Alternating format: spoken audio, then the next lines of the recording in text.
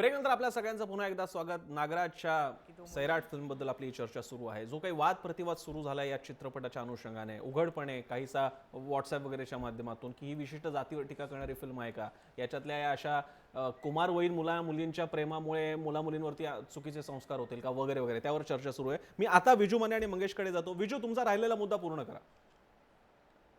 नाही, माझा एक मुद्दा असा आहे की गुलाबराव मगाशी म्हणाले की ते मुद्दाम एकाच जातीला टार्गेट केलं जातं. हो, तर अशा प्रकारे जर आम्ही बघायचं झालं तर कुठल्याच जातीचा सिनेमा आम्ही करूच शकत नाही. म्हणजे आम्ही फक्त नाव द्यायचं आणि उद्या ह्या जातीला टार्गेट केलं नाही म्हणून समजा आम्ही उद्या एखादं वेगळं आडनाव वापरलं तर त्या जातीचे लोक समोर या चॅनलवर असे समोर येऊन बसतील की आमच्या जातीबद्दल का बोललो.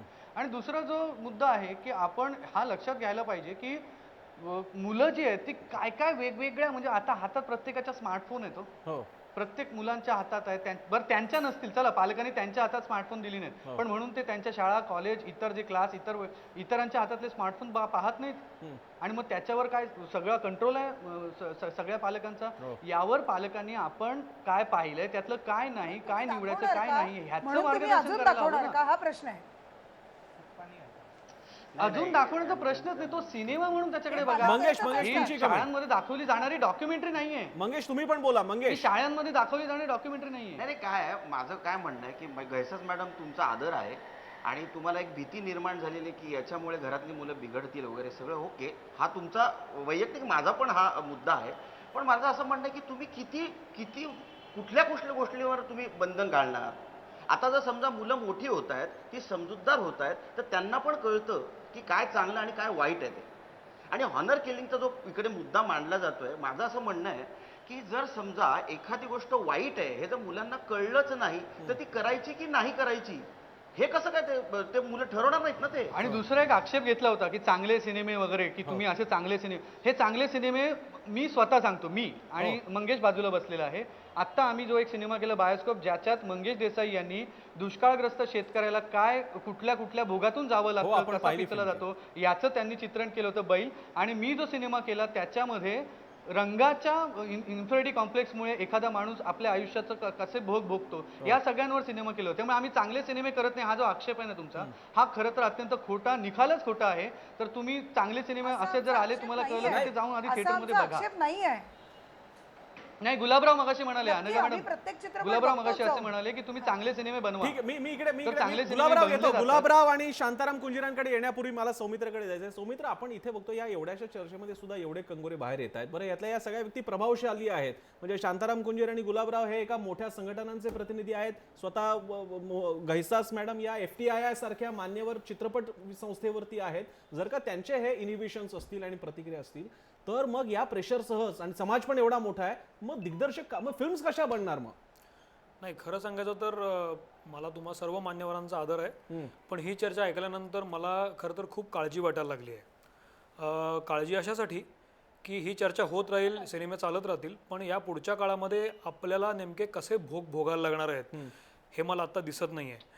आणि नागराजला मी अशी विनंती करीन की हे जर असं चालू राहणार असेल तर तू पुढचे सिनेमे करणं बंद कर, कारण आपल्याला हवं तसं मांडता येणं आता कठीण झालंय. आणि प्रत्येक वेळेला मी एखादी गोष्ट मांडल्यानंतर त्याचं स्पष्टीकरण देत मला फिरायला लागणार असेल तर त्याच्यासारखा अवमान कुठला नाही, पहिली गोष्ट. दुसरी गोष्ट अशी की सिनेमाचा समाजावर प्रभाव पडतो का अशी जी चर्चा सुरू आहे. निळू फुले, अनफॉर्च्युनेटली आता माझा प्रत्येक आडनावावर माझं लक्ष जायला लागलं की फुले आडनाव आहे. आता माझं आडनाव पोटे आहे. म्हणजे आता ह्याचा मी कधी पहिल्यांदा विचारच केला नव्हता, पण आता मला सतत हा विचार करायला लागतो की समोरच्याचं आडनाव काय आहे. आता निळू फुलेंनी असं सांगितलंय की तमाशामुळं समाज बिघडत नाही किंवा कीर्तनानं तो सुधारत नाही. समाजाला माहीत असतं कधी सुधारायचंय आणि कधी बिघडायचंय ते. आणि तिसरा मुद्दा असा की ऑनर किलिंग आपण म्हणतो की विशिष्ट समाजाने केलंय किंवा विशिष्ट समाजाने केलं नाहीये. तर माझ्या माहितीप्रमाणे इथे येण्याआधी मी काही चौकशी केली, अभ्यास केला, तर असं माझ्या लक्षात आलं महाराष्ट्रामध्ये ऑनर किलिंगची केस जी पहिली रजिस्टर झाली ती नाशिकमध्ये झाली, जी एका सवर्णाने एका पोटूशा आपल्या मुलीचा, जिचं लग्न चालू होतं खालच्या वर्गातल्या मुलाशी, त्याचा भोसकून खून करून दोघांना मारून टाकलं होतं. मला या पुढच्या केसमध्ये जायचं नाही, मला एवढंच सांगायचं की शेवटी ही पर्सनॅलिटी युनिव्हर्सल असते. हे फिलिंग आहे त्या व्यक्तीचं, त्या माणसाचं, त्याला जात लावायचं काय कारण नाही. रिंकू राजगुरूला जेव्हा नॅशनल डिक्लेअर झालं ते तिच्या अभिनय कौशल्याबद्दल डिक्लेअर झालं की कुठल्या जातीची आहे, तिनं काय केलं ह्याच्याशी त्याचा संबंध नव्हता. पण ते डिक्लेअर झाल्यानंतर आपल्या विशिष्ट वर्गातल्या समाजाने ती आपल्या कशी जातीचे आणि ती कशी खालच्या जातीचे ह्याचे व्हॉट्सअप सुरू केले. ह्याचं काही खरं तर कारण नव्हतं. हे सगळं पाहता मला असं वाटतं की हे कुठल्या थरावर चाललंय. म्हणजे नागराज मंजुळेला चंद्र दाखवायचा आहे आणि आपण तो दाखवत असलेल्या त्या बोटाकडे बघतोय की याचं नख कसं तुटलेलं आहे, याला कशी नेलपेंट लावलेलं नाहीये किंवा ह्या बोटाचं काय प्रॉब्लेम आहे, त्याला काय म्हणायचं आहे आपण याच्याकडे बघून जर त्याबद्दल चर्चा केली तर मला ते जास्त योग्य वाटेल. आणि प्रश्न नागराजचा नाही आहे. मला आता एकूण परिस्थिती फार कठीण आणि अभिव्यक्तीवर घालणारी अशी वाटायला लागली आहे. मला फक्त ह्या सर्व मान्यवरांना एक प्रश्न विचारायचा आहे की सेन्सॉर नावाचा एक प्रकार असतो, त्यांनी सेन्सॉर केलेली फिल्म आहे, मग तुम्ही सगळे आक्षेप सेन्सॉरकडे का नाही नोंदवत की त्याचे निषेध का नाही करत? पोटे पण समजा सौमित्र, समजा एक खरोखर हे आक्षेप जर का सेन्सॉरने ध्यानात घ्यायला सुरुवात केलं तर तुम्हाला ते हवंय का? मग घेऊ देत ना. सौमित्र आता काय आता सेन्सॉर काय कमी उत्मात करतं की त्याने आता हेही आक्षेप जर का स्वीकारायला सुरुवात केली तर काय होईल? सेन्सॉर शेवटी आपण एखादा निर्णय सेन्सॉरने घेतल्यानंतर त्याबद्दल आपण काय निषेध करायचे हे आपण ठरवूच शकतो. अनुराग कश्यप पासून गिरीश कुलकर्णी पर्यंत अनेक लोकांनी ते सेन्सॉरचे निषेध केलेले आहेत. पण माझं म्हणणं आहे त्या सिस्टीमनं जाऊया ना आपण. जर सेन्सॉर मंडळ केंद्र सरकारने तयार केलेलं आहे आणि त्यांनी ओके दिलं तर विषय संपायला पाहिजे खरं तर. आणि उरला प्रश्न चांगलं दाखवण्याचा आणि वाईट दाखवण्याचा, तर त्या अर्थानं मुलांवर होणाऱ्या संस्कारांचा विचार करता देशातल्या सर्व नायिकांना हाकलून दिलं पाहिजे असं मला वाटतं. कारण प्रत्येक नायिका आता उत्तानांग प्रदर्शन करते आहे. वन नाईट स्टँड आता या शुक्रवारी रिलीज होणारा सिनेमा आहे, त्या सिनेमाबद्दल आपण काय म्हणणार? त्यातून नाही का वाईट दुष्परिणाम होणार मुलांवर? हे कुठेतरी एक कंट्रोल असायला पाहिजे असं मला वाटतं. होतातच आहेत, आम्ही त्याला नाही म्हणतच नाही आहोत. आमचं म्हणणंच आहे की ते वाईट आहे म्हणून, पण किमान ते मोठ्या माणसांच्या बाबतीत आहे. लहान मुलांना 11वे-12वे वर्षी प्रेम केलं आणि जर समाजाने विरोध केला तर त्याला ऑनर किलिंग म्हणणं दिस इज रॉंग. तुम्ही मोठ्या मुलांचे प्रेम प्रकरण दाखवा आणि ऑनर थोडी किलिंग चूक करताय. आज त्यांचं 11वे प्रेम आणि 12वे घैसास वर्षाची मॅडम जी मुलं फॅक्च्युअल आहेत, मिस्टेक करूयात नको. फॅक्च्युअल मिस्टेक फक्त टाळायला तुम्हाला मदत करण्यासाठी सांगतो. त्यांचं प्रेम पौगंडावस्थेत असलं तरी त्यांचं लग्न हे त्या वयाच्या नंतरच आहे. म्हणजे तुम्ही त्याच्यात चूक करू नका. ऑनर किलिंग जी झालेली आहे त्यातल्या लग्नावरती तुमचा आक्षेप असेल की ते पौगंडावस्थेत झालेले, तर तसं नाहीये. त्यातली आर्ची आणि तो मुलगा यांचं लग्न हा प्रकार त्यांच्या वयोमर्यादा पार केल्यानंतरचे प्रेम पौगंडावस्थेतलं आहे. मला तेच म्हणायचं आहे होत की नाही याच वयामध्ये हे तयार होतं. आमच्या पत्रकार मित्रांना जरी काळजी वाटत असेल की माझ्या या विचारांमुळे समाजात काय घडेल, तर नमस्कार आहे माझा की चित्रपटामुळे जे काही घडतं ते जास्त वाईट आहे का एका आईच्या या विचारामुळे. मी काही इतकी कॉम्प्लेक्स पर्सनॅलिटीची नाहीये की मला या सगळ्या गोष्टी बघता येत नाहीत. परंतु 11-12वे वर्षी मुलांना काय स्वप्न द्यायचे? तुमच्या मुलांना तुम्ही स्वप्न द्याल का? हा मला साधा सरळ आई म्हणून प्रश्न आहे. ठीक आहे, मला हा बाजूच्या मान्यवरांना विचारायचा आहे. मी स्वतः फिल्म मेकर आहे. ठीक आहे, मी शांताराम ठीक आहे. मग मला अनघाजी तुमचा मुद्दा कळलेला आहे. मला शांताराम कुंजीरांकडे गेल्यानंतर गुलाबराव, मला माहिती आहे तुम्हाला तुम्ही हात वर करताय, येतो मी तुमच्याकडे. शांतारामजी, मला आपल्याला विचारायचं आहे की ही चांगली गोष्ट आहे की आपण त्या फिल्मला पाठिंबा देताय. तुमची भूमिका मराठा महासंघाच्या तुलनेत वेगळी, याबद्दल पहिल्यांदा स्वागत. पण मला हेही आपल्याला विचारायचं की आपण असं म्हणाल की चांगल्याही गोष्टी आहेत त्याही दाखवा, तर एखाद्या डिरेक्टरला हे दाखवलं आता हेही दाखवा अशी अपेक्षा करणं बरोबर आहे का? हा माझा पहिला प्रश्न आहे. दुसरा प्रश्न, तुम्ही मगाशी म्हणालात की समाजातून आता इतरांच्याही मुली स्वीकारण्याला सुरुवात झालेली आहे. मी आपल्याला माहितीसाठी सांगतो, मुली स्वीकारणं हे एकूण कुठल्याही सवर्ण जातीसाठी असे नका किंवा कुठल्याही जातीसाठी का असे नाही, मुली स्वीकारणं हा त्यातल्या त्यात पुरोगामीपणाचा एक टप्पा असला तरी आपल्या मुली दुसरीकडे जाणं, आणि जर का या सिनेमाच्या भाषेत सांगायचं झालं तर त्याच्यामध्ये एका विशिष्ट सवर्ण जातीतली मुलगी कनिष्ठ जातीमध्ये जाणं हा मात्र इगो इश्यू होऊन बसतो. म्हणून आपल्याला मला विचारायचं आहे शांताराम कुंजीरजी, आपण मुलीचं, कुठल्याही जातीतल्या मुलाचं आणि मुलीचं इंटरकास्ट मॅरेजला मराठा सेवा संघ पाठिंबा देईल का, देतो का?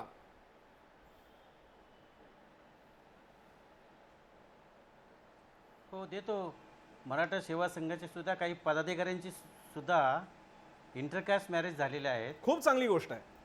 आणि अनेक पाटील लोकांच्या घरामध्ये म्हणजे पाटील लोकांच्या मुली सुद्धा मागासवर्गीयांच्या घरात गेलेल्या आहेत. एक्झॅक्टली. आणि त्याचं त्यांनी हे केलेले, स्वागत केले त्यांनी. काही म्हणजे असं काही क्रूर हत्या वगैरे अशा प्रकारचं काही केलेलं नाही. गुलाबराव, आता हे तुमच्यासाठी हे उदाहरणच आहे तुमच्या समोर. गुलाबराव, आता म्हणजे स्वतः एका मराठा समाजातल्याच व्यक्तीने, माननीय व्यक्तीने, एक मान्यवर व्यक्तीने तुमच्या समोर उदाहरणं दिलेली आहेत. गुलाबराव, मग आता तुम्ही हे स्वतःला का लावून घेताय? तुमच्याकडे पुरोगामीपणाची उदाहरणं अशी जर का दाखवली असतील आणि तुमच्याच ज्याला आपण म्हणू ब्रदर संघटनेना, एक प्रकारची जवळच्या संघटनेतल्याच व्यक्ती जर का तुम्हाला सांगतोय, मग आजही स्वतःची आत्मपीडन का करून घेताय?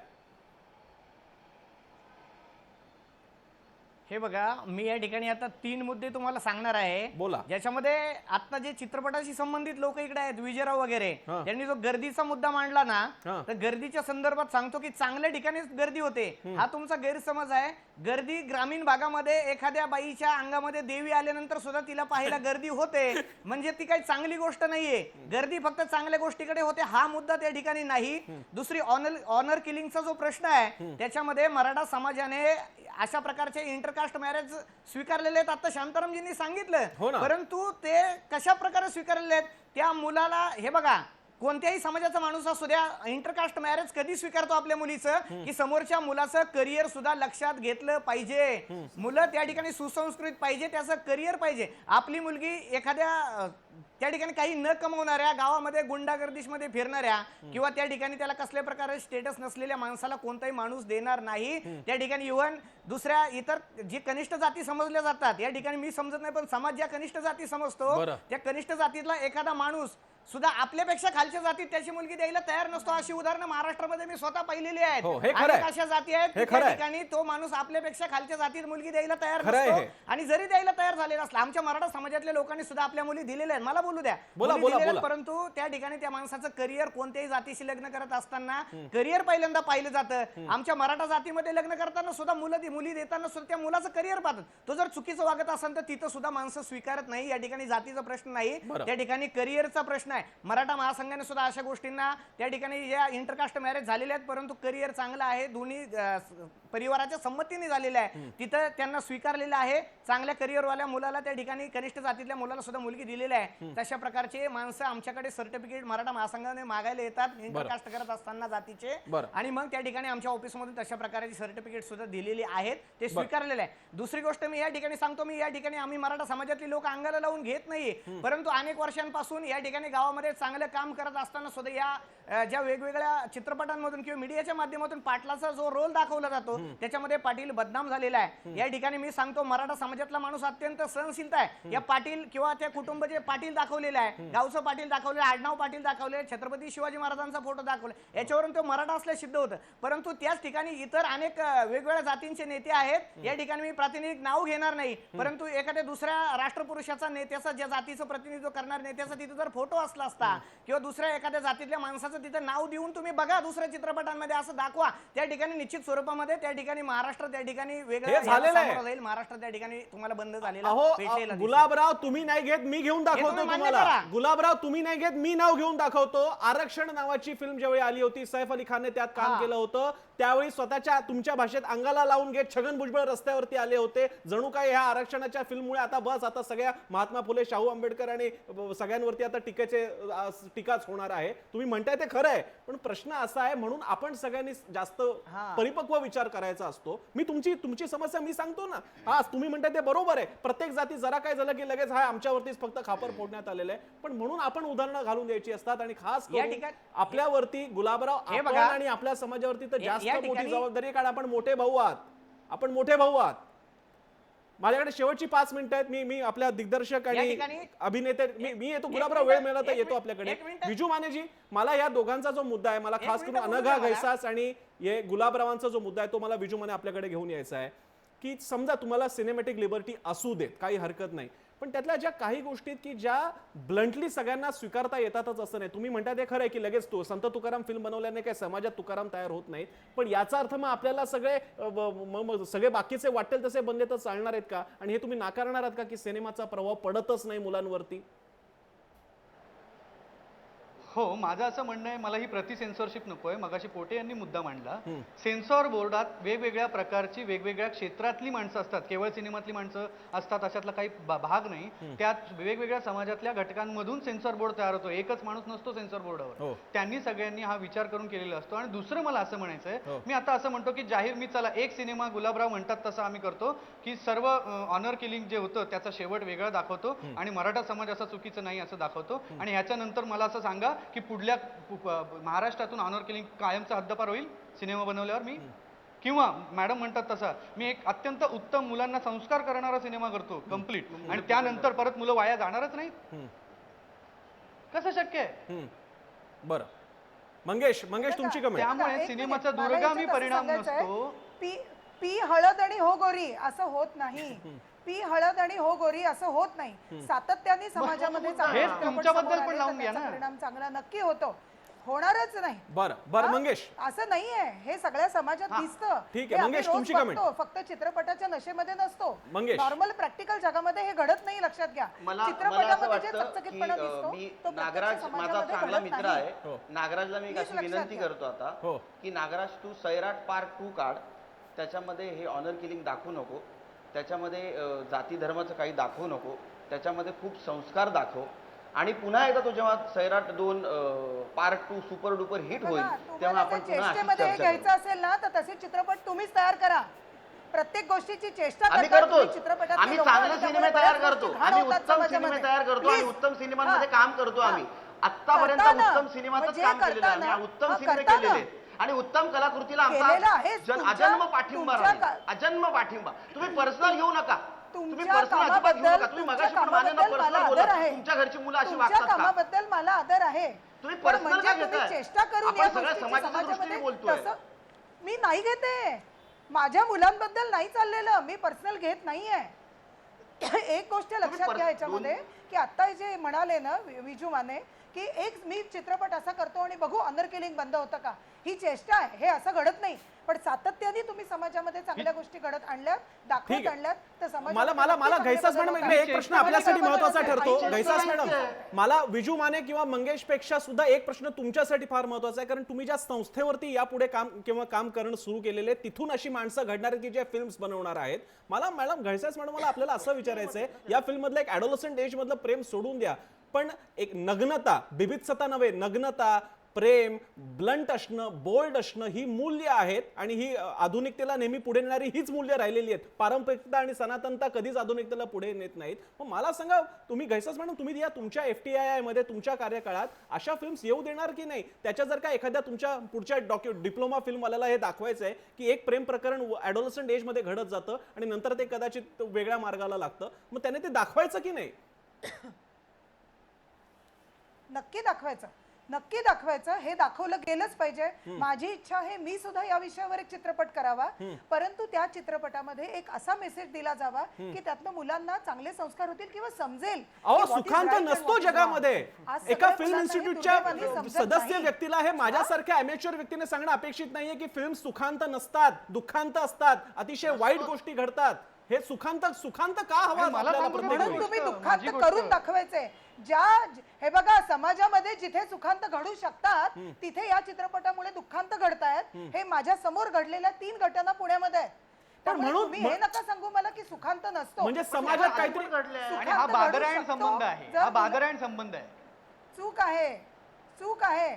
मला मी शेवट या सगळ्या मुद्द्याचा, ठीक आहे, मी हा शेवट आता मी सौमित्रवर सोडतोय. जसं सौमित्र अभिव्यक्ती आपल्या सोबत, स्वातंत्र्य दिग्दर्शकाला आहे, ठीक आहे. तसं समाजाचा एक घटक म्हणून आम्हालाही ते ठीक स्वातंत्र्य आहे. आहे की सौमित्र, what is जर right का and what अशा is wrong. प्रकारे समाजातले हे घटक एक सांगा. अपेक्षा बाळगतायत आणि ज्यांच्या हाताखालून पुढे पिढी घडणार आहे दिग्दर्शक निर्मात्यांची, दिग्दर्शकांची, फिल्म मधल्या लोकांची, त्यांची अशी अपेक्षा की तुम्ही सुखांत दाखवले पाहिजेत. मला सांगा, Marathi film industry, Hindi film industry जाणार कोणत्या दिशेने? नाही, हे माझं मुळात असं काही म्हणणं नाहीये की सुखांत दाखवले पाहिजेत. सुखांत दाखवले पाहिजेत आता असं मी म्हणालात म्हटलेलं नाही कुठल्याही अर्थाने. ठीक आहे. मी हेच नाही, सांगते मुद्दा कायम असा आहे, त्याचा- आपण आता कन्क्लुजनला यायचं त्यातनं तर मला तुम्ही मला असं योग्य वाटतंय जाता. की एवढं. या प्रत्येक सिनेमा हे एक एक्सप्रेशनचं माध्यम आहे. त्या लेखकाला, त्या दिग्दर्शकाला जे वाटलं त्यानं ते उतरवलं, त्याने त्या पद्धतीचा सिनेमा केला. त्यानं कसा करायला पाहिजे सिनेमा, त्यात काय दाखवायला हवं किंवा नको हे सांगणं आपलं किंवा काम मी हे नाही. दाखवलं असतं. हा, किंवा त्यांनी कसं करायला पाहिजे होतं किंवा मी हे दाखवलं, हे आपलं काम नव्हे. त्याला जे वाटलं ते त्यानं मांडलेलं आहे. ते मांडल्यानंतर त्याला एक फिल्टरायझेशन करण्यासाठी सरकारने एक सिस्टीम नेमलेली आहे. ते त्यांचं काम करतातच आहेत. त्याच्यानंतर जर सिनेमावर आपल्याला आक्षेप घ्यायचे असतील किंवा असं काही एक दबाव गट तयार करायचा असतील तर ते फार बरी गोष्ट नाही आहे. जर आपल्याला त्यावर जर काही ऑब्जेक्शन्स असतील की सेन्सॉरनं आपलं काम नीट केलं नाही आहे, तर त्या पद्धतीची मागणी व्हायला पाहिजे, त्या पद्धतीचे कोर्ट केसेस व्हायला पाहिजे. सेन्सॉरला तुम्ही कोर्टात खेचा की ते काम नीट करत नाहीत म्हणून. पण अशा पद्धतीनं वेगळेच काहीतरी दबावगट तयार करून मग त्यांनी कसे सिनेमे करायला पाहिजे होते आणि मग सुखांत कसे हवे होते वगैरे, हे मला फार बरं वाटत नाहीये. मी कुठलाच दबावगट तयार केलेला नाहीये. अहो तुम्ही मी पर्सनली कुठलाही काय घेताय दबाव तयार केलेला मी नाहीये. एकटा मला नाही असं तुमच्याबद्दल वाटत बोलत की नाहीये प्रत्येक मॅडम गोष्टीचा. मी एकूणच समाजाबद्दल बोलतो या कार्यक्रमाने बहुधा अहो, हे पण सिद्ध कोणी केलेलं आहे दबाव की तयार केलेले दरवेळी नाहीयेत.